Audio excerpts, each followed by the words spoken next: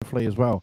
Hey, Carl's. Oh, we've welcome. got the return of the mighty Carl. Yeah, Excellent. yeah, yeah, yeah. Well, that's a Oh, sorry. story. That's a story I'll talk about later. But welcome everyone to this week's delayed by one day weekly British Electric Blues show. As usual, I'm glad that you guys are here. Either going to be with Simon and I in the chat or watching the reruns. We do really appreciate the comments that you guys leave after the show. And I'm also very, very grateful for a lot of the support that you guys give us in the after comments. Thank you very much. And one comment in particular made a reference to the introductions that we're leaving. Thank you. We just try to be a little bit more, for lack of a better word, professional, in the sense that we want to make sure that what we're producing is within the confines of at least entertaining for the people that do drop by and have a listen to what Simon and I and our guests have to say. So thank you for the support. It's always nice to get, and we never take that for granted. So thank you. Well, the audience is half of it, isn't it? You know, who you get and the guys who come on regularly in the chat and stuff, I think is, makes it with their comments and discussion points and things. It's really good. So good morning, everyone. Yeah, hope we're good. And Arvin in particular, who's just jumped on in the chat. Thank you, my friend. Your comments and support and in some of the other Facebook groups that we do is always appreciated. Thank you, my friend. And sorry for being late. It's my fault too. It's not Simon's fault. I think the last time we were late, it was Simon's fault. It's always my fault. Or something like that. Possibly my fault. How have you been? It's been a week since I've seen you. It's been another week. Yeah. I've been fine. Keeping out of trouble, keeping off the streets as we, Did you see that? Did you see the pictures of London opening up on Saturday? Ooh, yeah, we're going anywhere near that. Well, I find it quite. Morning, Great Vanzini. How you doing? Hope you're good. Hey, Great Vanzini. I find it, quite scary, to be honest. That what was the headline BBC on the BBC News headline? Proved drunk people can't socially distance. Never a truer word. It's but yeah, I think it's I think we could be in for a dangerous time. I've seen what's happening in America, where it's been taking off, isn't it? Again, I don't know about you. Is New Zealand still all right? I take it. Yeah, no, we're fine. The borders are closed. People that are coming in isolation. Got rid of those bloody Brits bringing it over, causing trouble. Yeah. Deja Voodoo, thanks for jumping in. Thank you, my friend, for all the nice comments that you've been leaving on some of the shows that Simon and I have been doing. Thank you. Appreciate it. Yeah, really cool. Thanks, Deja Voodoo. Thanks for jumping in. Yeah. I don't know where you are. Australia. Deja Voodoo. He's in Australia, is he? Oh right. Yeah. So he's in similar time zone to you. It's not 3:00 in the morning, or in my case, 6:30 in the AM. Oh dear. So how's your week been? Good? Oh, great. Always good to be at work. We appreciate the fact that we're in contact with people. We're doing business and doing deals, and that's always a positive thing, my friend. Without that, without commerce, without things moving, without the wheels of capitalism turning around, things don't happen. People don't eat. The wheels of fire. Yeah. No. It's always good to be back at work. And I'm sorry that I know that we had a plan to go live at work from my work yesterday, but I had a couple of things that got in the way of doing that. Plus, one of the key ingredients of going live wasn't available. So the plan is for us to go live and crank that Marshall amp up next Saturday. I've got some bad news. Simon, the venue that this band that I was going to join or be part of has Yeah. closed. What? Yeah, yeah, Because the fact is, it's been closed for too long and it can't reopen. Yeah. yeah. So what our plan is that we're going to. We're pretty lucky because there's a couple of open mics for bands here in town. So we're going to rehearse for a while and then just go to the local blues club that plays at a place called the Loaded Hog and just do a 45-minute set there. So have you been practicing? No. So this Wednesday will be our first one. So we just have to be a little bit. We just have to be a little bit careful because one of the guys in the band, he's not well, So because it's wintertime here in New Zealand, so we got to be careful. And anyone that's got not well or got flu-like, anything, don't turn up. Yeah. Normally you wouldn't give a shit, would you? Only turn up, whatever. Well, your problem is, of course, if you're pre-symptomatic, isn't it? So you don't know you've got any symptoms. You don't feel fine. Then you don't. But I saw that, Deja. I've got friends in Melbourne. I hope they're okay. Well, they are okay. Yeah. But well, I'm glad you guys have got it cracked and and got it sorted out. And I'm envious that that you have, and we're on 43,000 people who've died because we didn't do something in March, really, February, March. We didn't take it seriously, and that's really sad because I think we could have massively cut down on the number of people who've died. Yeah, well, look, I suppose what we have to do is without being silly, coming across silly, I think we have to be positive and basically look after ourselves. The fact that you're not going anywhere, the fact that Great Venzini has said to us many times that he doesn't go anywhere. Basically, when he goes to the supermarket, he goes really early. Yeah, me too. Yeah. 8 a.m. banging on the door, and let me in, quick. There's nobody behind me, quick. Yeah. And I wear a mask and I go and I gel my hands and to be honest, at 8 o'clock on a Saturday morning, the supermarket is fine. I can easily do 2 meters distancing from people. I can do more than that. 90, 95. The only time you might get a bit closer is if you're going one way and somebody else is going the other in the aisle. So you're kind of just skipping past people, which I consider not to be, hugely risky. But pretty much because there's not that many people in there at that time in the morning. You're absolutely fine. I feel comfortable about it. Not too many people have handled the stuff before me.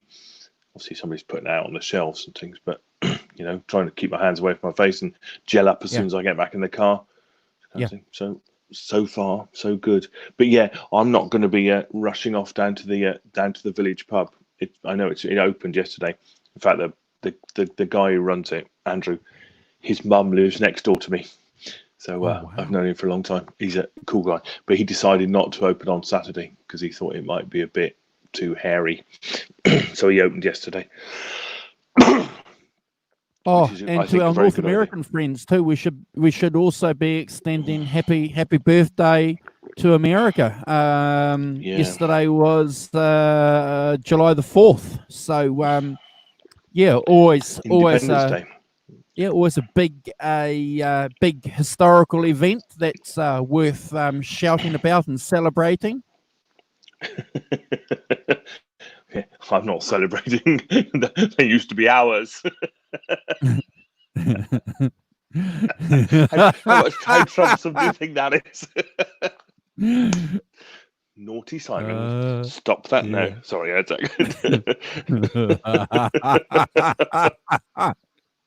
Well, at least you could say you've had it. Exactly. At some point, that was mine. Yeah. Oh dear. See, look at Look at Mr. Imperialist over here. We want our empire back. We want it back now. Oh no, it's funny.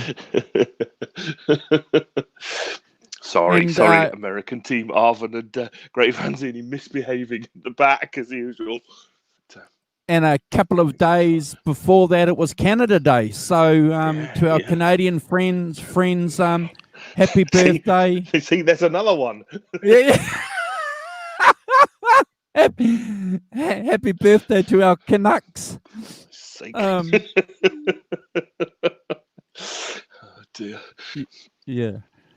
Right, Australia Day's not far away. Australia Day's always in February, January and February. Our national day's in February, so you can whinge about that one too in February next year, Simon. Great Vanzini says, and I think it belonged to another group before that. But they don't count. Great Vanzini. We've seen that. What you mean? You mean all the people are already living there when we discovered it? You can have Canada back, Simon. Okay, you can have Canada back. Often, you don't live in Canada. That's cheating. You can't give away something that isn't yours. Give it back. Oh dear. You see, misbehaving.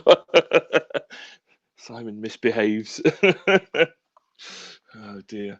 Well, I hope you had fun, guys. It managed to. I know a lot of fireworks in America, but there's lots of people complain their pets were being affected by the loud bangs and stuff. Yeah. Well, we get that with Guy Fawkes here on when is it? November the 5th. You know, it's always been a upsetting time for. Is it a day of mourning? No. Mourn the fact he didn't blow up the British Parliament. That's right. Yeah. But interesting. You know, Guy Fawkes is a big day here, especially when I was a young boy. You know, we would light bonfires and set off crackers always. But look, I'm always a friend of nation building and celebrating nations. You know, we could get really political, but we won't. But at the end of the day, you know, we'll just stick on the positives and say, you know, happy birthday to our friends in North America. What's that? 246 years? Yeah. 74, is it? Yeah, long time. Yeah. So speaking about our American friends, not really. I mean, that's not history, really, is it? 70. You know, when you've got Stonehenge, that's history. Well, that's right. Go me. Yeah. And well, if you look at New Zealand, we're only 160 years old, so that's nothing, you know. See, whereas I'm claiming that we're better because we've got a bunch of stones digging up. You know, somebody put up a lot of thousands of years ago. That makes us somehow. Well, didn't you guys discover iron and bronze and bronze? We discovered everything. Yeah. Gravity. Gravity. We discovered gravity, iron, bronze, the wheel. We discovered steam engines. British blues. You see? We discovered British blues. Yes. It was in a hole in the ground in Wiltshire. Yeah. We dug it up and thought, this is ours. Well, getting back on topic, it's interesting that British blues is kind of developing a bit of a resurgence. If you have a look on Spotify, there seems to be a lot of playlists coming out by some of these established music magazines. John Bonamassa is pushing the big blues aspect to his music, and Bobby Whitlock, he's been at it again. He's been dropping a few bombs, Simon, on his YouTube channel. Before we get into that, there's just one little comment I'd like to make. I'll be keen to see what you want to talk about in regards to Bobby. But one thing, though, that he made very clear, he said that he was a lot younger than everyone else. And while everyone else was getting stoned, he wasn't. So he was straight. He never started taking drugs until after the Derek and the Dominoes band collapsed, where he was. So he was, and that's one of the reasons why he has a crystal clear memory. Very good point. Yeah. Although even sober memory is from 50 years ago. I was. Can I just say that Arvin is claiming that he owns Canada, so he can give it to me. Wow. He personally owns it. Well done. I think Arvin's doing a Christopher Columbus. He's turning up and going, "I've discovered Canada. I'm claiming it as mine." Yes. I see it. See, okay, I personally own it. Okay. So, no, when you can hand us just take a screenshot of that. Yeah. Deja Vu says the live streams in the US had that Beirut Baghdad background noise feel. Who was the French? I think that's really good. He was the French intellectual that Baudrillard came out and said that it didn't happen. Baudelaire? Baudelaire. Was it Baudelaire? I don't know. Anyway. Yeah. The Gulf War didn't happen. One. Yeah. No politics. None of that news. None of that news. But what was I going to say? I was going to say, yeah, I know that I was talking of sort of mismemoried things from sort of. Yes. I was listening to back on topic vaguely. I was listening to a documentary made by a British broadcaster called Andy Kershaw. Wow. He's a bit like a junior John Peel. Yeah. But he did a documentary about the famous Bob Dylan concert, 66, the Manchester Free Trade Hall, the one where somebody shouted out Judas. Yes. And he went off and he discovered the bloke. Or in fact, he discovered two blokes who both claimed that they'd shouted Judas. Really? Yeah, two blokes. Two blokes who claimed they'd done it. One bloke. This is such a British thing to do. So he meets the second bloke. He meets the first bloke, and I said the first bloke lives in Canada, and saw it in the Toronto. The Toronto Herald, or whatever it is. Sorry, guys in Canada, I don't know what but and thought, God, that was me, blimey. But it turns out that it probably wasn't him, but his mismemory of it was that he was heckling, and he had gone with some heckling friends, but this other guy came forward and said, "I wasn't him, it was me." So Andy Kelshall met him in a pub. Right, so this is such a British. He said, right, so he said, why don't you go down the other end of the pub and shout it, and we'll see how close it is. So he gets the guy to go down the other end of the pub and shout, Judas. It did sound like it. It sounded just like it. It has to be said, but I'm not sure that's just that's a fantastic experiment. But the point about that is that even these people with sober memories were flawed and kind of they didn't remember the same thing. That's 60 years ago, kind of thing. So I think that even sober, you have to take what he says. The truth will be somewhere in the middle of it. But, Oh yeah. Well, I'm certainly taking. He's got a better chance for sure. And that's what our show does, If it's in Keith Richards' book or Eric Clapton's biography, we have to take them at their word, don't we? We can talk about other people's theories or other people's arguments about something that happened. What was pretty interesting though is that Bobby was a little bit sad that Eric didn't mention him very much in the book. But then he touches on it saying, well, it's probably because Eric didn't remember a lot of what was happening back then, which kind of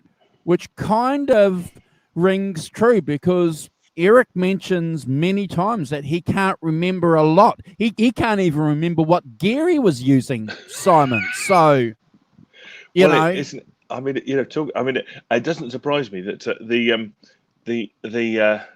that sort of that hilarious thing about Mick Jagger, who was offered, was it £1 million to write his autobiography, and then spending all his time ringing up Keith, going, "Do you know what we did on June the 22nd, 1968?"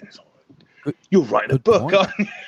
It's like, because he couldn't remember anything. So he couldn't remember, so he had to return the advance.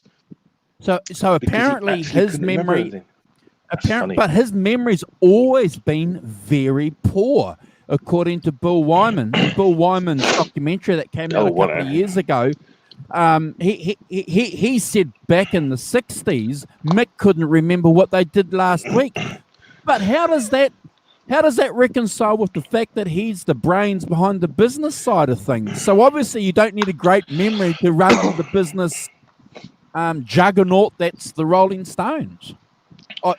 Well, if you got obviously, I think it's that watching that Cuban thing, that the setup of the gig in Cuba they did, what's interesting that he's the one who gets on the conference calls and but he's got a manager, and basically, and these other guys, they're all doing all the logistics stuff, they're doing all the heavy lifting, and he's just there kind of reporting to him as the, I don't know, as the sort of program director, if you like, or something like that. So I think that he's not in the detail, but he makes the decisions, if you know what I mean. Or he's aware of what's going on by doing that. Whereas I don't think the others weren't turning up to the conference calls, listening in. I don't see Keith doing that really, but which is fair enough, But I do think you're right that it is interesting that he's got a very good business brain, and that's kept the Stones. He's turned the Stones into a business, which we've discussed on here quite a lot. That bands start off as gangs and then turn into a business. If they get successful, and you have to think about it as a business, because you're literally supporting. A band like the Stones. How many people do you think work in the Stones organisation? 50 at least. At least. Yeah, and then you've got all the road crews and all of that who are, it must be. So then hundreds, you've got another 50. Then you got another 50. So probably at more least than that. We need for a minimum. For road crews and all of that, setting up, roadies and managers. Well, they would be contracted, but I would say their front office would be minimum 50 people. Yeah, so you've got a whole kind of, all of a sudden you've got an organisation, haven't you? You've got a business. Yep. That you have to run. And you have to make sure there's some sort of loyalty to those people who work for you, and a lot of those people will have worked for you for a long time, because that's how you build up trust, and you build up you're trusting people to make decisions and do things on your behalf without running off with the money like they all did in the 60s, having learned from their 60s experience about with managers. So what did you think about Bobby's comment? He's in there, they're jamming with the Rolling Stones. This is when they're recording Exile on Main Street, and the saxophone. Bobby Keys. Bobby Keys gives him a call and go, BW, what are you doing, BW? And anyway, BW, that's great, isn't it? It flies over. He hangs out with the Stones, and then anyway, guys, if in the chat, if you haven't checked out Bobby Whitlock's YouTube channel, please do. But this is worth talking about. So anyway, time flies, and Bobby's sitting down and he's listening to Exile on Main Street. And what was the song? And I was just looking. Anyway.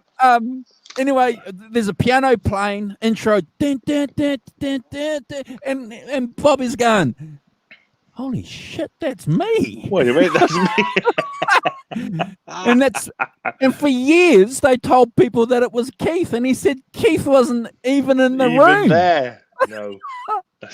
That is funny, isn't it? Yeah. What do you mean? Yes.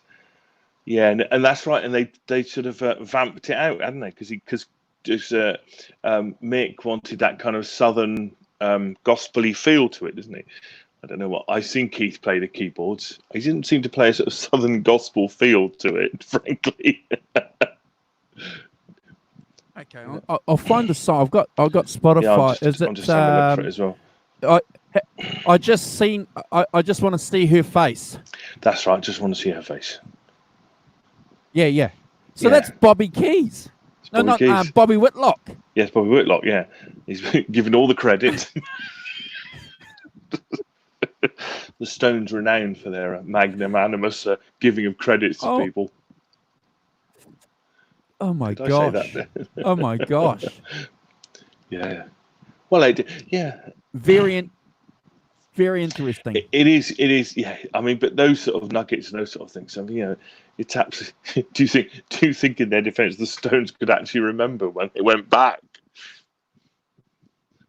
I mean, if Mick can't remember last week and Keith wasn't there, who's going to remember? They will have stuck Jagger Richards on the front of it, and off you went. That must be Keith. Mick can't play the keyboards. That must be Keith. I've no idea.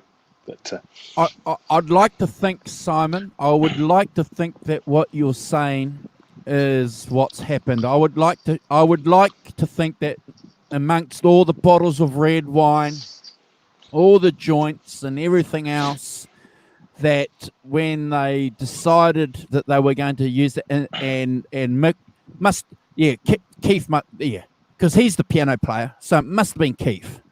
I'd like to think that. I mean, yeah, I don't know, but it is funny, and when you do listen to it, you do think to yourself, it is a different thing to that's kind of gospel-y vamping thing is not a normal Stones thing, is it?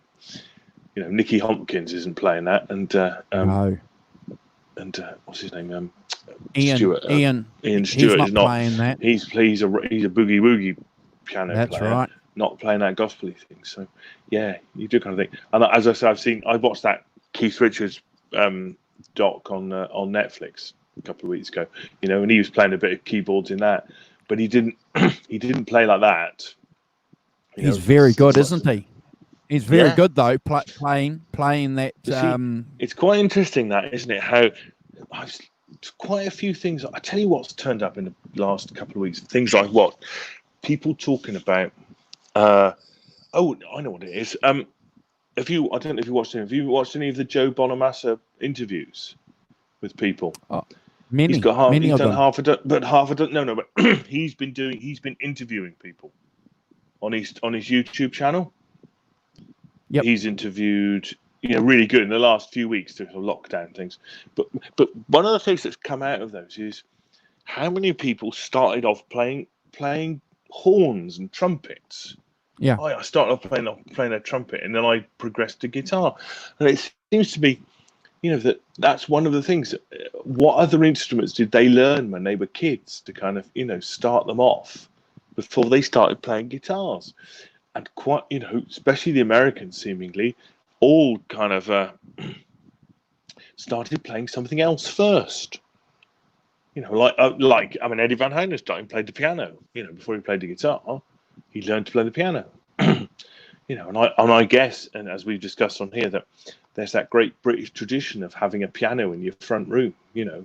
Working class people had pianos in their front rooms, upright pianos, and where they learned to play kind of, sort of pub tunes and stuff. So all that, go down the pub, playing Roll Out the Barrel or whatever, very much a tradition in the, in the UK of that.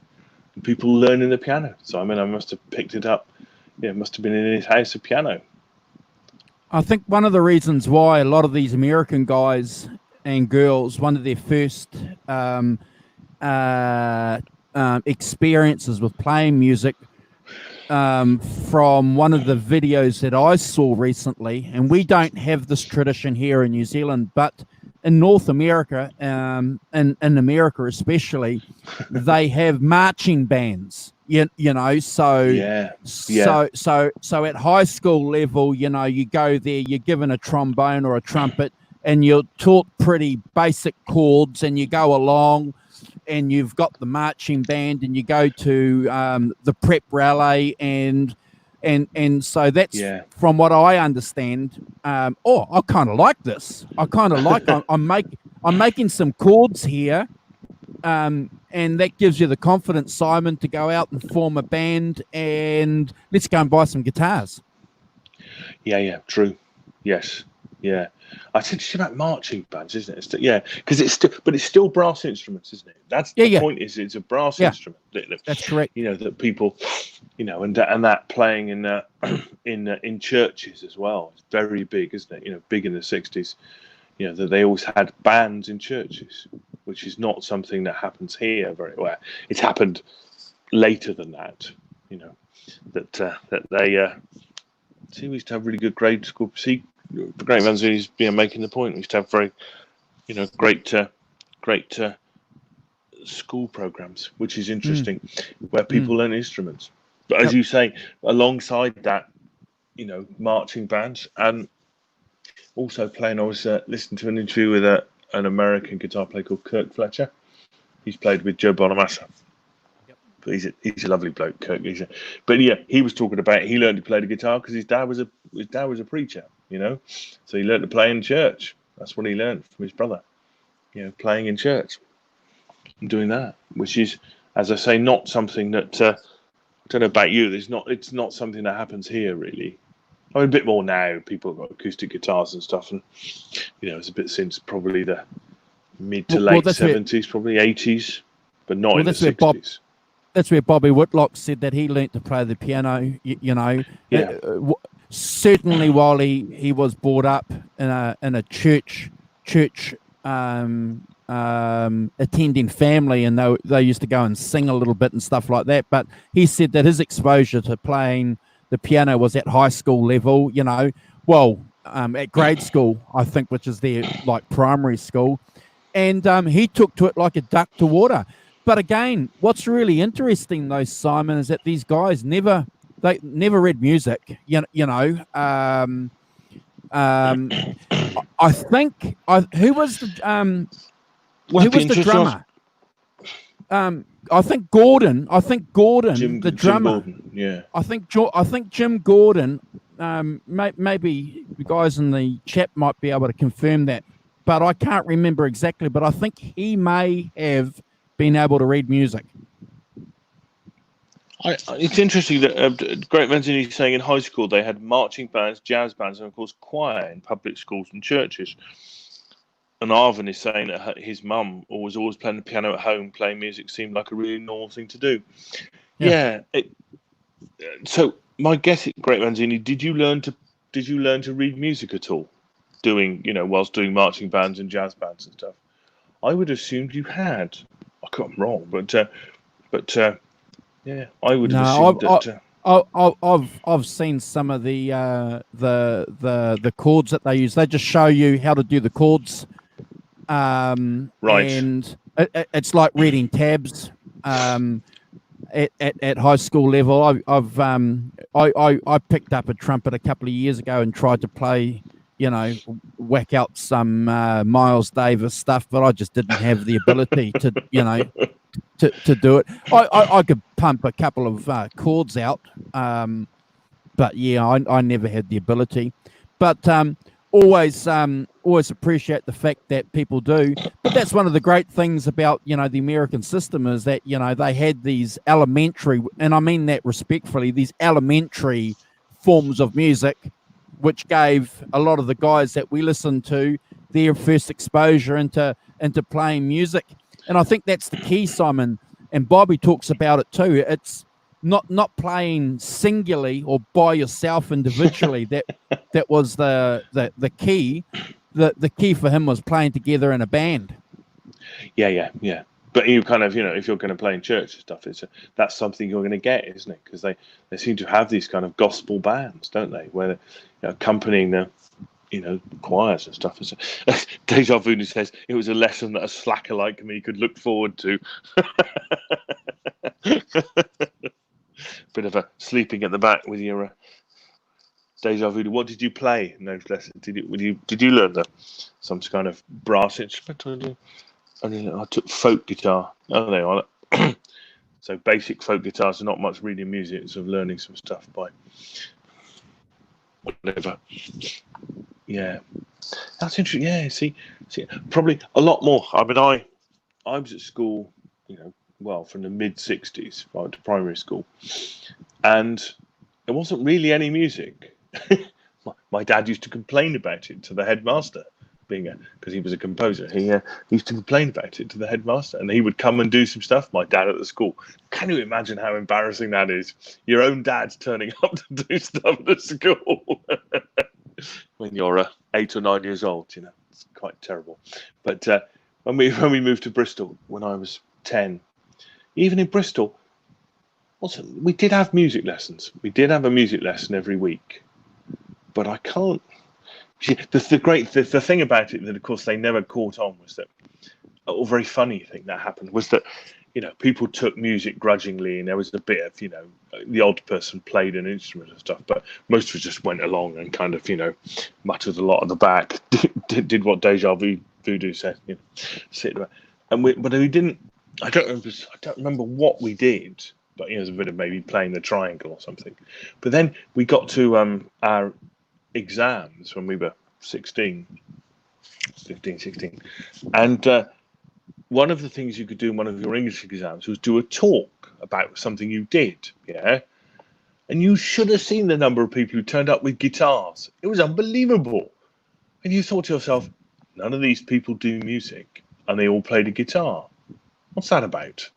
And it was like, it struck me quite forcibly then that that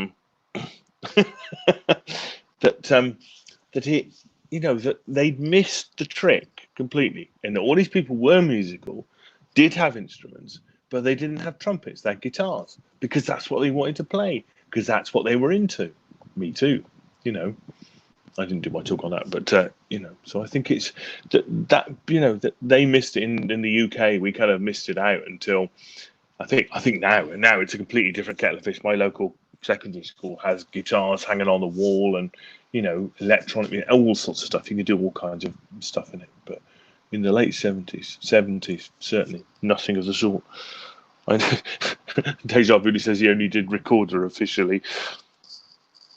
But you see, Graham Vanzini's went to a Catholic grade school, no band, but a lot of choir practice. And Sydney had a very general music theory with little practice. It would give you a little taste. So, I mean, I don't know how. I know Graham Vanzini is older than me, but it's interesting to see the difference in in the education systems of the two countries and how it's treated. Well, I think possibly America treated that sort of music a lot more seriously than we did. We're able to learn a lot more. What about you, Andrew? Did you music at school? Any kind of music stuff at school? What did you do? Just play the guitar. Did you? Right. So they let you play the guitar. I mean, let you play the guitar. No. I'm just a guitar player. yeah. Getting back to Bobby Whitlock. What's there's a connection that I'd like to make between what we're trying to do, what we're trying to achieve with our social media, with our little bit of social media, and obviously Great Vanzini, because he's a proficient social media person himself. It's the contribution that you can do. Now, I don't know if you guys saw it, but Bobby Whitlock talks about the Steve Hoffman musical forums, and have you come across them at all, Simon? No, I don't know what that is at all. No, go on. Oh, okay. So before we had Facebook, you know how you were on email lists, email groups, and you would you'd key something in, and then you'd get an email from all the people, and they'd be contributing to it, and then they had what they call the boards, the forum boards where you can go through and add things. So anyway, Bobby Whitlock is someone's asking a question about who's the girl in the photo, one of the photos of the Layla, and Coco, his wife, is just going through surfing the internet and sees it and asks Bobby and says to Bobby, who's this girl?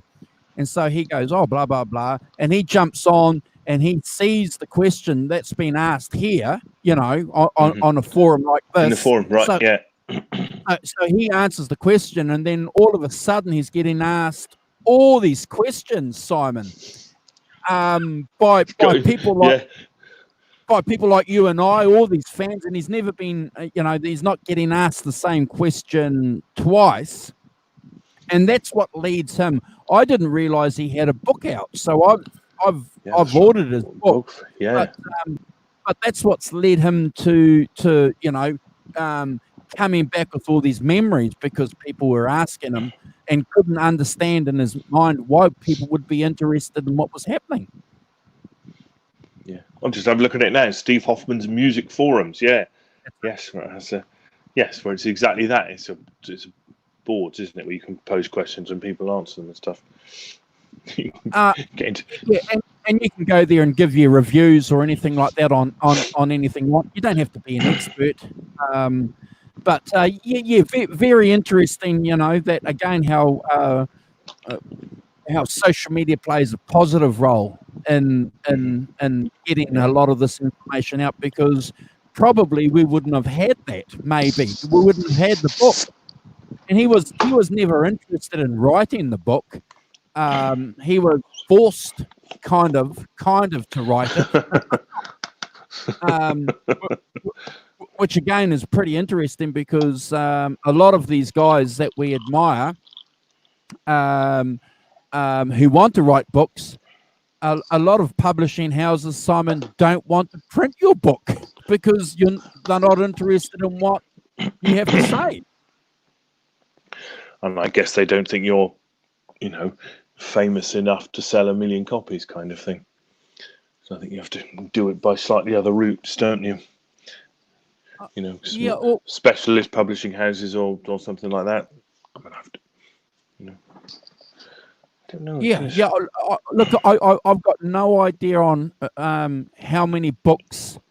You see, I've read a few music books, but I've got no idea on the quantities or the amount of books that you need to sell to make a profit, because you got to make a profit, don't you? Well, yeah, completely, yeah.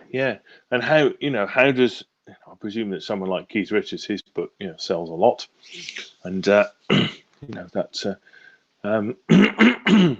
excuse me, but yeah, you wonder about how many books someone like Bobby Whitlock, is going to sell, and how you sell that to a publisher. I mean, I've no idea, unless you do a self-published thing, which is quite the rage, isn't it? I know somebody I know, one of my old friends published at least one novel, did it himself, kind of thing. Really? Now, so how many? Yeah. How many? I have no idea. I don't think he sold very many, to be honest. I don't think it's a, But it was something he wanted to do. But something he wanted to do. He'd written this book, this kind of thriller. Wow. And he wanted to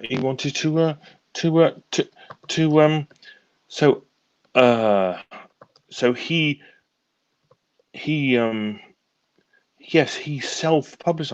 I don't think it was very much money. It was like, what, a few £100 or something to produce it yourself.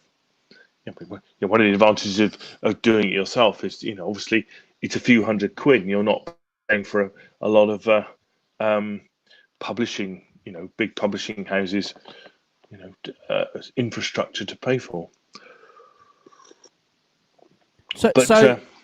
Yeah. I just want to get back to this point. I'm just reading some of the comments about about music in school.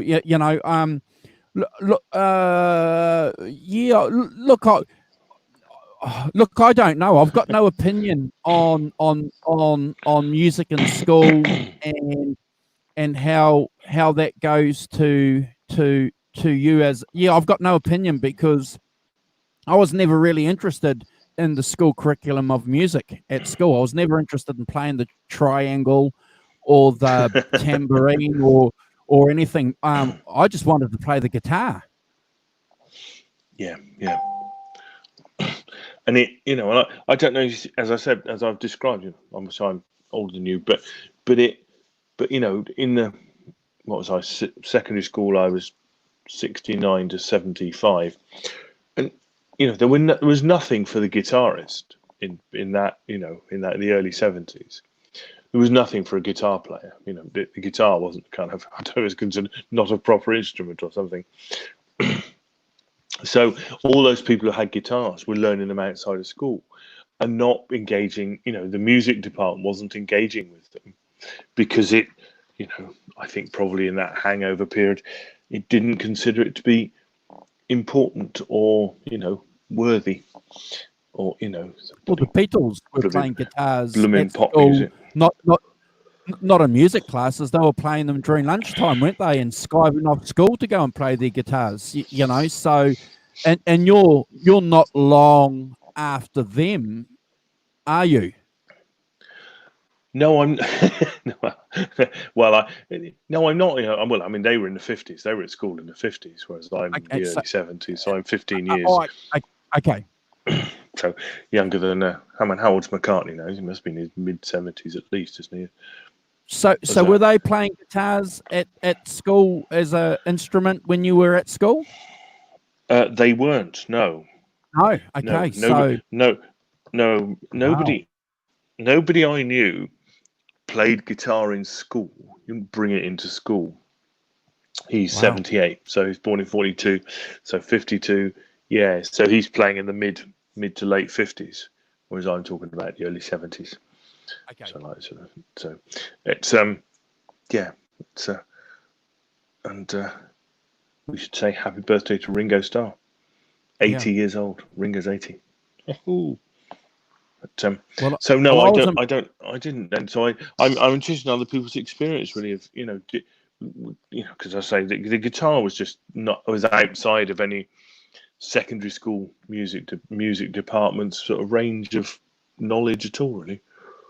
When I was at primary school in the 70s and at high school in the early 80s, there was no guitars. So that's when I was interested in the guitar. So me and my friends who were playing guitars were playing shit guitars at each other's houses. The idea of taking music classes at school just did not interest me or any of my friends, Simon, because we weren't piano players. We weren't trumpet players or whatever. Trumpet player. We wanted to be rock and rollers, Simon. Yeah. Yeah, of course. But that's the point, isn't it? The point is being able to, and I think probably America's been much more advanced than we certainly were. We didn't catch up with this, but understanding that lots of people were musical, but you had to give them the framework, that they understood and wanting to learn it, to learn music. And I think, people like Rick Beato and stuff like that, you could tell all those people who went to music college, there weren't music colleges around in, there were classical music colleges, right? But there wasn't any way where you could do like, the sort of things that he was doing, jazz and things like that. Yeah. Really not much of that going on in the 70s in the UK. I don't, might have been one or two things, but not really, still very much the classical music, world, and that's where where you went to play music. Yeah. Well, I think at the end of the day, I like the fact that the guitar, to a certain degree, has that mystique that's always going to be a little bit rebellious, you know, as much as, you know, you can go to some of these music colleges and you can get a university degree, you know, studying guitar now, you know, and that's great. But, you know, there's always going to be, you know, a guy like Simon from Bristol. He's going to pick up a guitar and he's going to do it the backdoor way, you know. I like that. Completely, yeah. I think that's probably a reflection of the music too that we listen to, you know, the fact that, you know, you have to find other people. And again, I'm going to probably come back to Bobby Keys because he's mentioned that a few times, you know, playing with people, you know, when they flew to England, you know, and he's there at Eric's house, you know, and it was just these four guys playing wonderful music. So, if these famous guys are doing that, and you and I have done that, and everyone else in the chat has done that to a degree over the years with people, you can't beat that, can you? It's just, and that's something that I want to experience again. That's why I'm hanging out with these other guys, Simon, just to play with other guys. I'm sick and tired of playing with jam tracks. Well, no, completely. Yes, it's a completely different thing. Yes, I just emailed the place where Dave and I practice to say, are they considering opening up again so that we can go and practice, because we haven't done any play. I don't know yet. I emailed them at the weekend, and they will come back to me in the next day or so. So hopefully we can. We might get in maybe tomorrow night. Maybe. Fantastic. It'd be good to get back and playing again. Take my new guitar out for a strum. It was always good. I think Great Vanzini's hit the nail on the head, and this is something that we're experiencing here in New Zealand. You know, the funding of public schools. It's every year it's a ever decreasing circle. But now, by public school, you mean a school funded by the government? Okay, so public schools here are different from your public schools. So, yeah. So state schools. Yeah. When we say public schools here, the school that's funded by the taxpayers. You know, our state schools. Yeah. I know. Yes. Why private schools are called public schools, I have no idea. So we're the opposite. We got it right. Private schools are private schools here, and public schools are public. Schools are public schools. Whereas public schools are private schools. That's the UK all over, though, isn't it? But I having said that, though, Great Vanzini, what do you think about this theory, though, that musical equipment is pretty cheap now compared to what it was when we were younger? So. You know, if schools aren't funding the gear for a lot of young people, if anyone's really interested in music, well, you can pick it up pretty cheap now. Is that a valid? Yeah. I think so. I think that's right.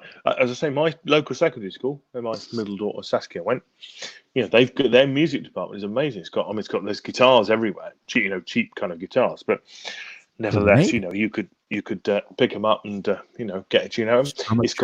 It's even got a recording studio. They've even got a recording studio, a little recording studio, where you can go and record. Amazing. So you can learn about Mr. Hoolan. Well, that is what's that? Craig? What's Mr. Hoolan's? Is it Mr. Holland? Yeah, Mr. Holland's opus. Is it? Oh, okay. Yeah, it's outstanding film. Oh, right. Okay. This is. I missed out on an Oscar-winning. Mr. Holland, 1995. God, I'm useless, aren't I? That's hopeless, isn't it? And Deja Vu, he's got the same thing over in Australia. They know the difference between public and private too.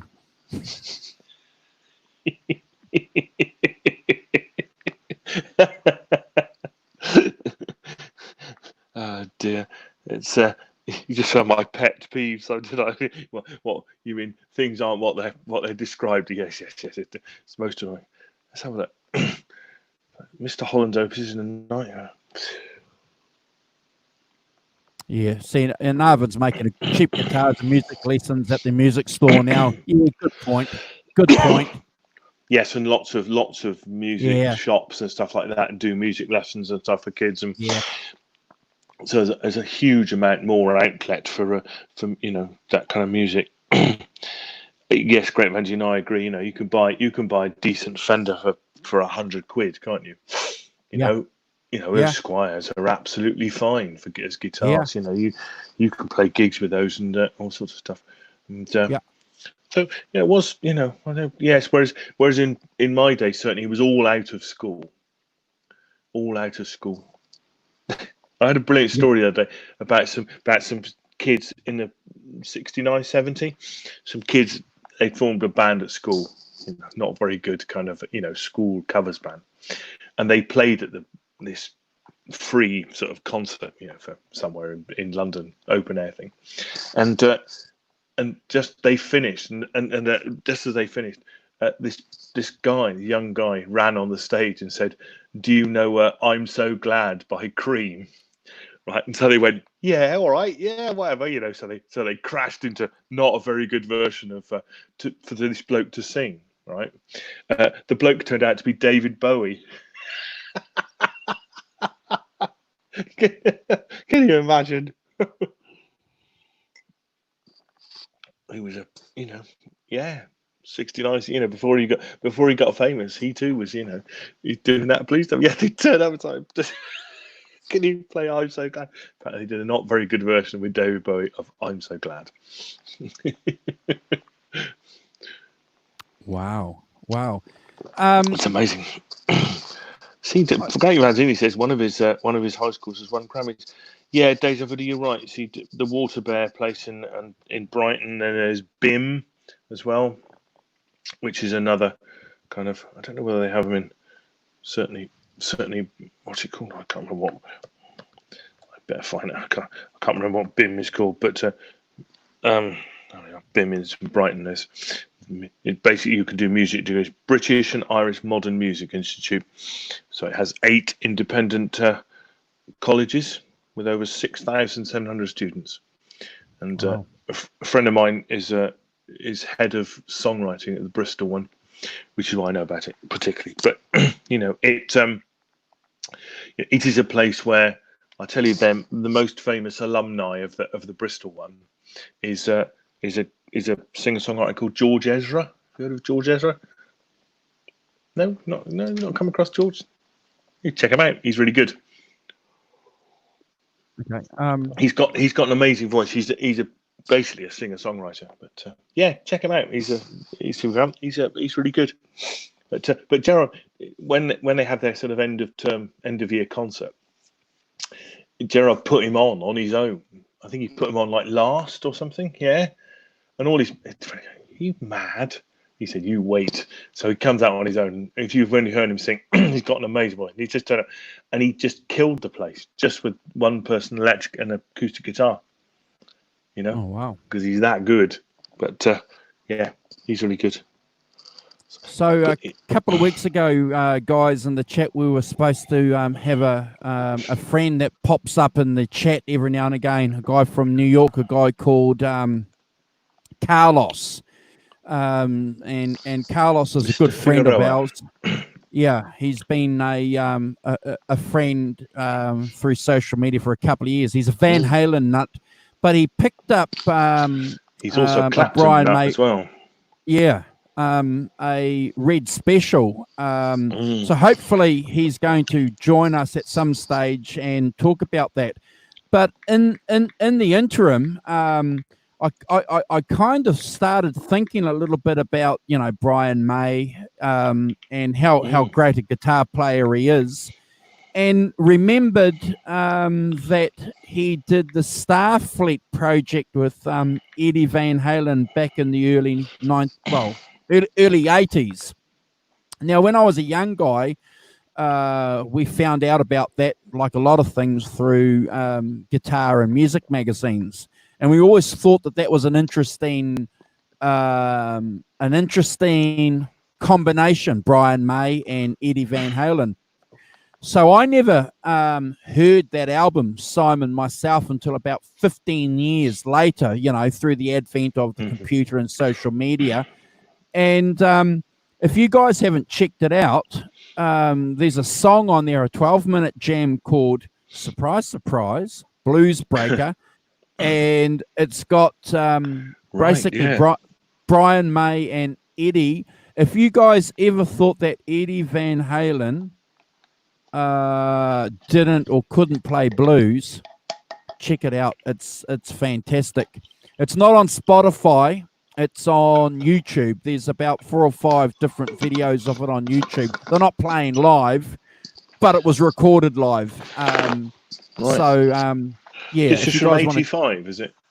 Andrew, from 85, did you say? Oh, no, I think it was a bit earlier. Earlier, Simon. I think about 83 or something like that. Okay. But you can pick up the differences. And boy, Brian May, sometimes he gets buried in some of the stuff that they do with Queen. I'm not a Queen nut or a Queen fanatic, so I don't know a lot about Queen other than obviously the radio songs, but always appreciated Brian May. But man, when he's on fire, he's good, isn't he? It's interesting that you say about that. I don't think of Brian May as being a blues guitarist. No. Hey, Mickey, no, how you doing? I mean, that's the weird bit, isn't it? That excuse me, that none of it, I don't think of Brian May as being, and I was just thinking about that just now when you were talking, thinking, I don't think of Brian May as being a blues guitar player. Why do I not? Because none of his stuff in Queen seemingly is very, on the surface, very bluesy, is it? It's different. It's kind of more, it's more technical, more melodic, different kind of melodic thing, and not playing sort of pentatonic stuff very much. Although he can obviously play. I mean, he's amazing in terms of styles, isn't he? But yeah. Well, that's a perfect illustration. I know it's going back a few years, but I suppose that's one of the great things about some of these guys that we can probably get caught up in one era, which is what a lot of my friends who are Eric Clapton nuts, they get caught up in the Cream era and they write everything else after that off.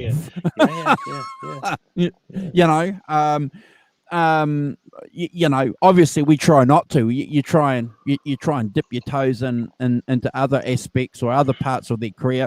But certainly Brian May can play the blues, and I'm looking forward to catching up with Carlos. Hopefully he's going to be able to jump on board with us.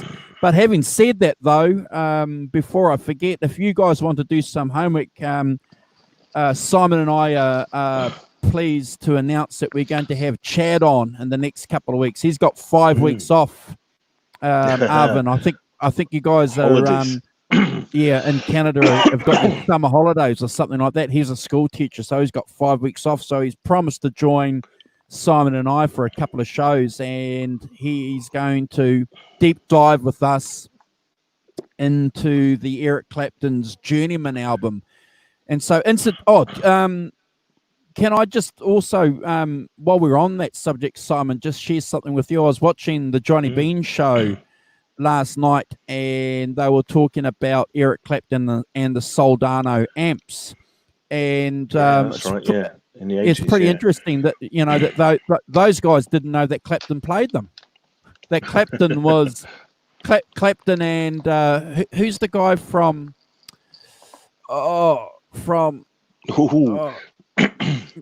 making movies? What's the album? Making movies. Mark Knopfler. Yeah. So Mark Knopfler and Eric Clapton were the first guys to play Soldano amps. One of the first guys. Which is clean and big and clean, not massive. So Deja Voodoo is asking us a question. He says, "I've tried this question on being best rock guitarist, luthier, modder, innovator, EVH or Brian May." Wow, that's a bloody good great question. That's a really good. I mean, actually, given. And hopefully Carlos will come on next week because that Brian May guitar practically will make toast, as they used to say here. Does it make toast? You know, and it's got an astonishing array of things that it will do. I don't want to preempt him, but yes, I think it'd be really interesting to see, from his point of view, what it does and how many things it does. It's Okay, I'm going to add my I'm going to add my 2 cents and say I'm going to say Brian May, because Brian May and his dad made that guitar. They made the neck. They put the frets in. They did everything themselves. Eddie Van Halen screwed a pickup into a body and screwed a neck onto a body. Yeah. You see, that I was going to say that as well. That actually, what he wanted was he wanted a Fender body shape. I may be doing him a disservice, but this is mine to say. He wanted a Fender body shape, but with humbuckers. Yeah, a humbucker, or yes, humbuckers. Yeah, yeah. And obviously, in 1980, you either got one or you got the other. Yeah. And he wanted the Fender. Is that right? Is that right? Have I got that right? Yeah. Pretty much. Which I would call, I think it's quite, in 1980, it was quite innovative because nobody had done it before, and there were definitely those two camps, the humbucker route and the single coil route. There wasn't much crossover. So, I'm sure he had, innovation-wise, that's very innovative in that it created the, the Super Strat and the, yes, really, the Super Strat created, didn't it, in terms of, all those Charvels and stuff like that came out. They were basically Fender shapes, but had humbucker pickups in them. So I think I would go Brian May as well, because, as I say, when we get to Carlos and all the electronics in it and what it does as well, it's amazingly kind of I've been lucky like that. I've been lucky enough to play one, so they're $5,500. Yes, Wow. Yeah. So this is the one that I played wasn't. So I'm not an expert on it. So again, we can talk about it, and when Carlos jumps on, it's okay. We can talk about it again. But I'm not an expert on them. But you can get 3 or 4 different levels of them, Simon. You can get the handmade custom one. That looks that's pretty similar to the one that Brian plays, and that's obviously at that level. Then you've got a middle of the range, and but they're all great guitars. But what blew me away was how heavy it was. This was it's not a light guitar. No. And then you read a little bit about it, and then he talks about it. So it was a mantelpiece. That's right. And his dad was a smart guy, so they got these pickups from somewhere, and they wired all the pickups. They did all that themselves, cut out the scratch plate. Holy shit, Simon! Yeah, I know. Yeah, did it all and did all the wiring themselves and stuff. See, it's amazing that he, he says that his guitar heroes are Hendrix, Beck, Clapton, June Page, Rory Gallagher as well, and yet I don't hear much of those players in his playing. Do you? No, that's great. Isn't that great? Oh no! Please. I think there's whatever else you think about Brian May and Queen, and I like you. I saw them in the early '70s and stuff, and I like Seven Seas of Rye and stuff, but never really sort of went overboard on them and stuff. But but I agree. You've only got to hear about one note to go, that's Brian May. You know what I mean? And any guitarist you can say one note and I can hear what they're saying, I think is, that's worth a lot. At least you've got your own style, a unique thing. I mean, I've said this about Queen. If you get the chance, if you get the chance, go onto YouTube and listen to the vocal tracks from Bohemian Rhapsody. Yeah. On their own, because they're all phenomenal. But the thing about them is they're all multi-tracks, and they're all live. They've done real. There's not tuning them up later and all of that. It is live in the studio, and they are astonishing. If you think that you've had to do all those things, 4 parts, all sung 3 times, it's wow. There's a technical exercise in singing in tune and dealing with it. It's amazing. What I always admired about Brian May early on, and when I was dipping my toes into being a guitar nut, was that he right from the word go wanted to be different. So he didn't want a Les Paul, he didn't want a Strat, he didn't want to be compared to Thin Lizzy at that time and Deep Purple. So he went and made his guitar. He didn't want a stack of Marshall amps, Simon. So he went out and got Voxes, which weren't in vogue back then. Voxes were shit amps, Simon, back then. Yeah. They weren't. Yes, not the same regard as they have now. Apparently that's why he's got such a wall of Vox amps, because they were giving them away. You couldn't apparently, except to Brian, yes. But these were the top of the range ones. These were the ones that had their El Nico Blue. They weren't the shitty amps. But again, and he makes it quite clear. While he was searching for a sound, he was searching for a look. He wanted to be different. Yeah, absolutely. Interesting. I was just looking at his as a child. He trained on classical piano, so he learned classical piano as a child, and he also learned to play the banjolele. Yeah, as well. So amazing. Yeah.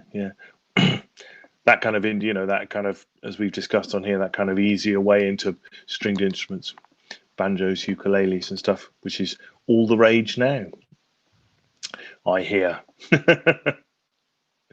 But he's I mean, I admire him no end. As I say, that's right, Deja Vu, you're right. He was recently voted the Rolling Stones magazine #1 guitarist. Apparently, caused a bit of a furor. Wow! I missed that. Did you miss that? Oh yeah, it's quite funny. As you can imagine, caused immense fury. Brian May is not the best rolling guitarist in the world ever, kind of thing, kind of stuff. Oh, look! I'm going to say he's a shit hot guitarist, but he wouldn't be my #1 guitarist. No. Well, no, but it's no. But it makes you look, because those things are subjective and stuff. It's he wouldn't be in my top 5, Simon. No, but what I find interesting about it, you have I love lists because they're a bit of fun, but they're only a bit of fun. Calm yourselves, the fact that your hero is I don't know what I'm going to try. I've got it here. I'm going to find out. I have to go down the bottom to get to #1. We've said this before. One of the great things about lists is that it gives you a point to have a conversation. Whether you disagree or you don't, or you do, that's okay. I'm not going to get upset because you think that Brian May is your number. If you're a Queen nut, of course Brian May's going to be your #1 guitarist, isn't he? Yeah.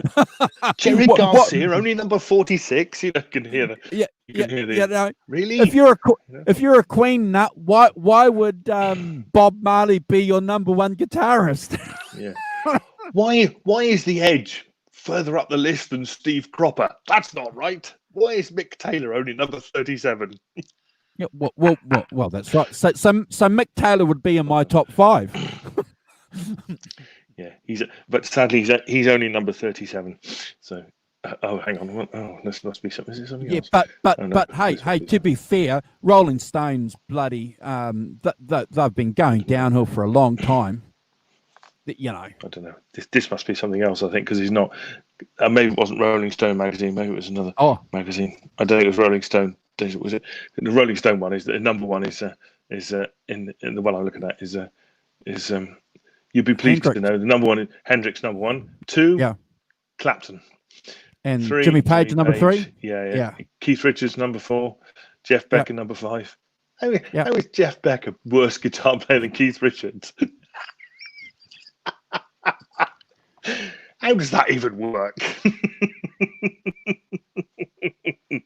I'm joking, but it's but you're right. They are discussion pieces, not. I'm glad it's not John Mayer. Oh, look at that! Boom! Oh dear. Sorry for all you John Mayer fans out there. What have you got against John Mayer? Oh, nothing. It's just that Nothing. Your body is a wonderland. Please don't start that. Can we please? I'd like to ask that we exclude John Mayer from these discussions on the ground. He's not a British blues player. But I just want to get back to that Soldano amp question that we were talking about earlier. So what's really interesting? Go on. Sorry, yes. Well, again, it's that British blues connection. Gosh, all these names in my head. Mark Knopfler's playing these Soldano amps. Eric Clapton's going, my gosh, 1 minute you're playing pristine cleans, and then you're whacking something and you're getting this wonderful overdrive. What's going on? So he shows them these Soldanos amps, which were one of the first boutique amps, to come along. So Clapton says, I want that. So he's playing that, and that whole album, Journeyman, is all recorded through those Soldanos, and he's doing them on high gain, Simon. So that was 89, and a couple of years later, Eddie Van Halen finds them because he's having issues with his Marshall, so he records the For Unlawful Carnal Knowledge, and he's using Soldanos. So again, these British boys fly the flag first. Do you know what? I'm going to embarrass myself now, but I only realised about a month ago that everybody talks about carnal knowledge as Van Halen. I only realised that For Unlawful. I only realised what that meant about a month ago because I'm such an idiot. Okay, so are you saying that we should just say the FUCK? No, I think carnal knowledge is just fine. Actually, I feel very comfortable with that without going. It's fine, but it's sort of For Unlawful Carnal knowledge. I've beautifully said, and it's. I bet you didn't know this. Here I look. Brian May went to the same primary school as Jimmy Page. Oh wow. Jimmy Page is about 3 or 4 years older than him, but they went to. I didn't know that he went to the same primary school. But, Total Guitar. If you want to know, Total Guitar. Brian May is in Total Guitar. Well, that makes perfect sense because Total Guitar is your one of your number one English magazines, and I get that probably 3 or 4 times a year. It's a great magazine. It's a fantastic magazine. So obviously they're going to push the British. So here's something, Simon. Brian May might be the British Jimi Hendrix. Maybe they're setting him up to be the British Jimi Hendrix. But as we said, though, to me is a different thing. Could I just say, I love these things. Comments underneath this article. Top comment. Conte Nero, good for him, but the real best one is Adrian Smith. Iron Maiden. Oh, wait, Iron Maiden, is he? I was thinking, who the hell is Adrian Smith? I don't even know who he is. He's just right, he's an Adrian, yes. It's like, the name is, when I think of best guitarist of all time, the name that springs out to me is Adrian Smith. No, it isn't. Simon. Bad. You're perfectly forgiven. Please don't bear that cross. That's not a cross to bear. You not knowing who the fuck Adrian Smith is. It's like funny. It's like Adrian Smith. I'm reasonably up on some stuff. It's like Adrian Smith, much beard stroking going on, and kind of like, I don't know who that is.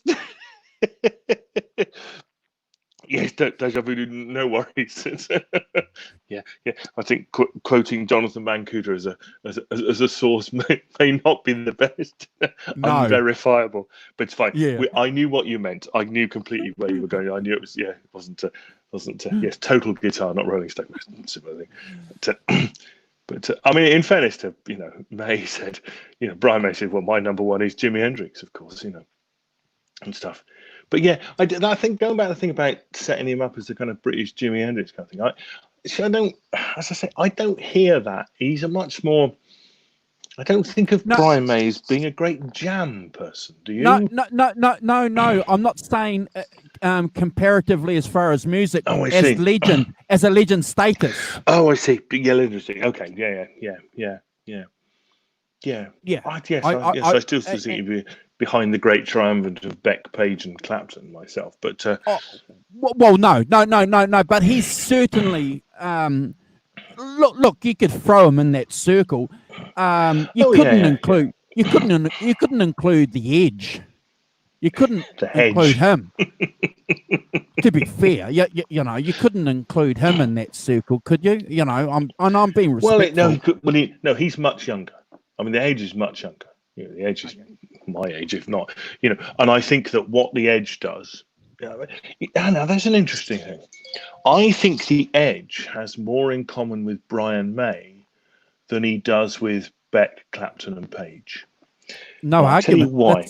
No argument. Because I think that Brian May is quite a technical player, and interesting, and that the Edge has built up that on technology, isn't it? It's based on, if you've ever seen his amazing kit and all that stuff, Vox amps as well, but delays and all of that stuff, that dotted 8 delay and all those things, which, in fairness, he only, I'll go back to a point I made earlier, that you've only got to play 2 notes. It's the Edge. You know who it is. And whatever else that is, I still think that's the plus point. The fact that he's not a blues player. Particularly, I don't think of the Edge as being a blues player. As I said, I don't think of Brian May as being a blues player, and I don't really know why I don't think of him as being a blues player, but I don't. I think of him as being, technical melodic player kind of thing, playing not pentatonic stuff, but different stuff. But I think you've hit the nail on the head. The fact that they're identifiable. We've spoken about this lots of times, and a lot of other YouTube channels talk about that. Straight away, that's Stevie Ray Vaughan. Straight away, that's the Edge. So in itself, that's an accomplishment. That's a great thing. That certainly puts them in the category of great guitar players. But are they my kind of guitar player? No. In terms of personal taste, no, I agree, and it's my favourite U2 album is Desire, the one where he sounds least like the Edge. Yeah, ding ding ding ding. Yeah, I used to play that. She's darkness in my way. She's a darkness. Yeah. All right. Yes, absolutely. All right. Yeah. As I say, the album. You're in the band, son. The Edge. You're in the band. I'm in. You're in.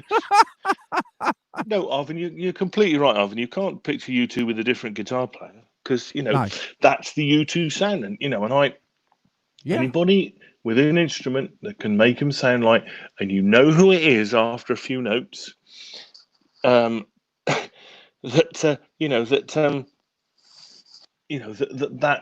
amazing, and I'm not suggesting that, I think the Edge is a great guitar player, I do, he's made something for himself, is a reflection of him, it's him after a note or two, and and that's really difficult on a guitar, isn't it? Adrian Smith, I'm looking at you. Well, I'll never forget. I'll never forget the Unforgettable Fire, that album, the album before the Joshua Tree, Pride in the Name of Love. I'll never forget hearing that guitar intro. That's a class. That's fantastic, Simon. No one's going to say that is a crap song. It's a great album. And then they go on and do the Joshua Tree, which is fantastic. But there's a YouTube clip where the Edge is on stage with a couple of guitar players, and they're doing a 12-bar jam, and the Edge can't do it. No, I don't. It's funny that. See, I don't see the Edge as being a sort of blues jam person in the slightest. No, which is quite funny. I don't. In the same token, I don't know why. I don't really see Brian May like that, but I'm sure he can. I'm sure he knows what he's doing, and I just haven't seen it. Well, I'm going to say I've heard it. On that Starfleet project. Yeah. Holy, holy, holy, holy, holy, holy. It's fantastic. Hey, I'm looking at the time. It's 1:25. 1:25. We've been on for an hour. And oh, right. Sorry. Sorry. 1:25. Yeah. God, we've been on for... It's only 7:49 where I am. What's going on? I noticed that. Look, Deja Voodoo. I agree with you. Yeah. Yeah. It's I noticed that Deja Voodoo says he's recently been going for that serrated edge pick attack. So to keep him. So we'll see what because Carlos has got the sixpence as well. Yes. Carlos is in. I'm really interested to see because I've got a metal plectrum that is like, I didn't get on with a metal plectrum at all. But it's got some plastic, otherwise I'm not. Yeah. No, I'm a plastic man. I've tried that one cent piece too, and you know what, Simon? For me, it wasn't so much the sound; it was the feel. I wasn't getting.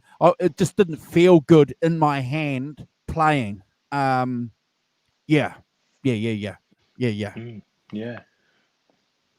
Yeah, amazing. Yeah, but, so I'll be interested to see how that plays. I never played a coin. I don't think played a guitar with a coin. It's not my thing at all. But I don't feel I'd get on with a thing. There's a few players that play with a coin in the past. And I think Great Van Zenny's mentioned it here. There's a few country players that play their Telecasters with the coin so that they can get that, metallic. Oh, really? That metallic twang. Yeah. Yeah. But okay. No, it'll be interesting if we get if Carlos does come on. But if you guys want to do some research over the next couple of weeks and please listen to Journeyman, because Chad's going to lead us on a deep dive.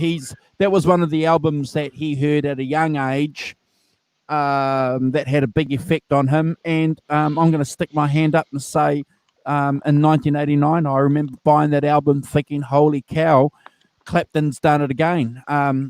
His guitar sound was completely different on that album compared to a chameleon with his sound, Simon. Again, just, does it again. Yeah. It's that's yes, I need to go and find it. I haven't listened to that for eons. I don't remember, obviously I had the hit single. Was it Bad Love? Bad Love and Pretending. But there is and everyone's excused. You don't have to listen to Hound Dog because it's friggin' horrible. What, even as in Elvis? No. He does a version of Hound Dog on that album. As in Elvis. Yes, Hound Dog. Yeah. It's not good. Skip it, guys. It's not fab. So Deja Voodoo loves to and Deja Voodoo, like I said to you before, anytime you want to jump on with Simon and I, you're more than welcome, my friend. All I need is your email address so that I can send you a link. But you're more than welcome, please, to join Simon and I. We're always on around this time anyway, normally on a Sunday. So normally. Yeah, interesting. Yeah, is Eric? Here we are. Like a question: is Eric Clapton a great rock and roll guitarist? Rock guitarist. What's rock and roll? No. Oh, well, all right. So he's like Scotty Moore, like 50s rock and roll guitar player. Well, he's done it. He's done it pretty good. You know, that bloody. Yeah. No, I just wondered because I've never heard Hound Dogs. Hound Dogs just made me think to myself. Is Eric?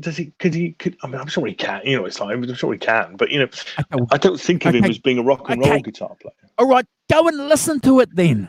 Listen to it, and then just tell me how tell me how horrible it is. It's not what you expect. Is it not? It's not. No, it's bad. It's bad. It shouldn't be on the album. It's bad. It's a pretty good album, but you know that shouldn't be on there.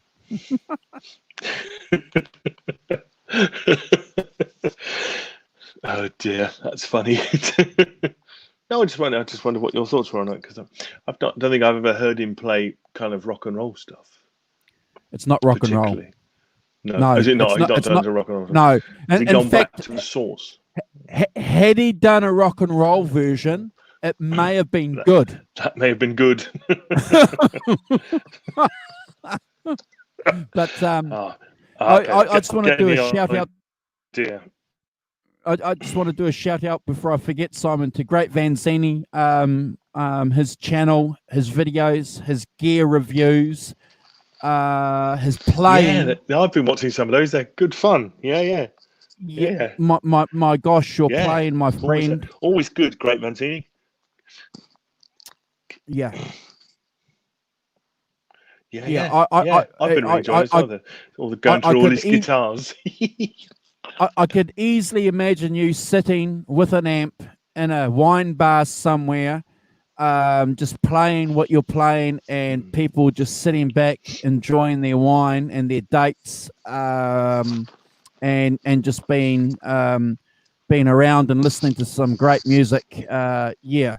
So when this COVID-19's over with, that's your homework. Go and find a wine bar and tonight, one night only, the Great Vanzini plays. The Great Vanzini's playing live. Seriously, you're that good. Yeah. It's great fun. Great Vanzini, well done. It's so anybody check those out, guys, because they are really good. And he's very modest, and which is really nice. Oh, look out! Trouble's arrived. The mighty oh dear Lord, it's Quentin James. Morning, Quentin. How you doing? Hey, Quentin. Good to see you as usual. Always enjoy your uploads and your comments on other people's streams. You keep people on their toes.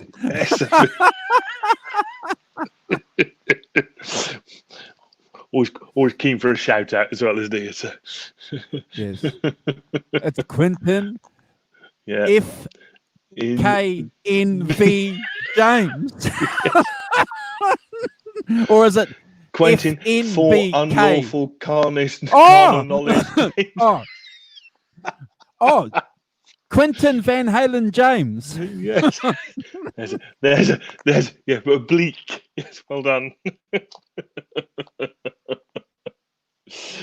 Fantastic. Wow, good. Hope all is well, Quentin, where you are. Yeah, I hope you're good, Quentin. Stay safe. Jolly old Louisville, at the beginning Kentucky. of the show, Simon and I were just touching base, and we hope everybody that's in the chat staying safe and keeping safe, because you guys have got some issues in North America, eh?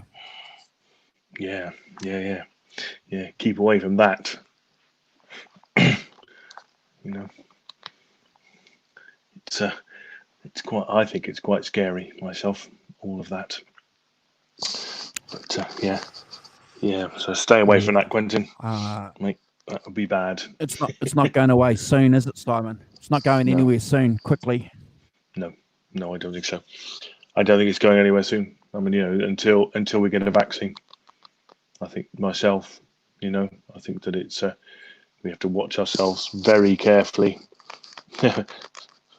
Hey, Emmett, how you doing? How you coping living with Quentin? Settling in. But no, that's my view of it, is that actually, although there's things to think of. They're obviously getting better at treating it as well. They're learning about how to treat it as they go into the medical profession. I think that, and also I think that they're starting to really get to grips with. They know now that there is an immune response to it. I was listening to a podcast, New Scientist podcast, and they were saying that there is that there is a proper immune response. They don't know how long it is, whether it's the reason that you keep getting colds is because it mutates and that you don't have a very strong immune response to it, because it's not a very strong thing. So you only get a weak immune response, and then it forgets it. You see, because it's not very strong. So I think that that there are quite a lot of positives coming out of the scientific bits. They're moving ahead. They started doing in the UK. They've started doing trials with 10,000 people. With the vaccine. They started doing them in South America and stuff. And so I think that they're progressing. The science is progressing. The science is getting better. In the meantime, I think it's beholden on us to keep our bloody heads down and try not to hand it round to too many people. Although, given the UK, if you saw Soho in the UK's pictures of Soho in London on a Saturday night, and as I said earlier, the BBC headline, proven drunk people can't do social distancing. I think, to be honest, there's not been, like, we had the sort of Black Lives Matter protests and all sorts of things like that, which didn't seem to have created a great spike, which is what you might have expected, people gathering. And I think there's a good deal to be said for indoors being a lot more dangerous than outdoors for some reason. I don't know if you think that's true or not. I'm not. It's just anecdotal, but that would be my impression somehow. If I was in the UK or North America, I wouldn't be going anywhere. And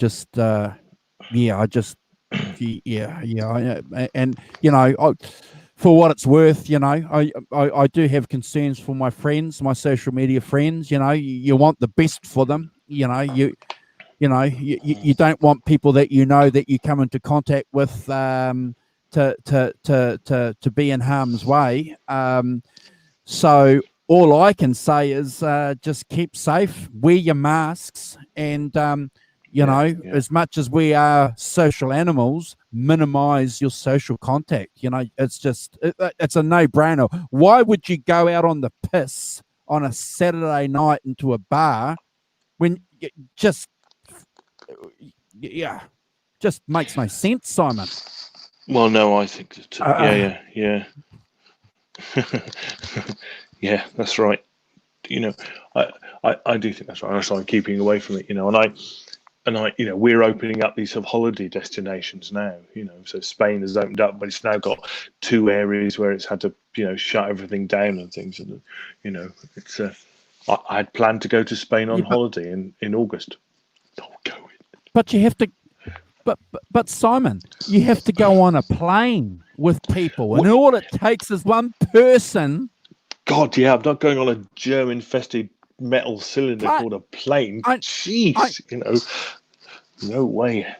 No way. To me, that's a horrific thing. You're 2 hours on a plane. I mean, you can get anything, recirculating the air and doing all the stupid things that airlines do, to make it as unhealthy as possible. I mean, completely, yeah. Oh dear, fancy that in the slightest.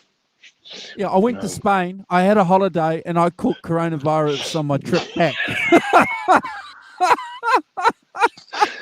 Or even there, yeah, no, I mean, completely. You just think, why would I? Because I think there's going to be a big spike. I think the UK is going to have a spike in 3 or 4 weeks' time. Because there've been people going on holiday to the south of England, Cornwall and stuff. They had traffic jams on Friday with people driving down, and it's like, I'm sure Cornwall's desperate for people from the big metropolises to arrive and hand them hand them a load of coronavirus. Thanks, guys, really nice.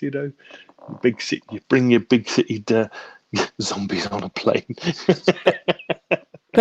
That's when you need a local militia, Simon, where you set up roadblocks and you say, if you're not from this area, go back, off you Back go. the way you came. Yeah, off you go.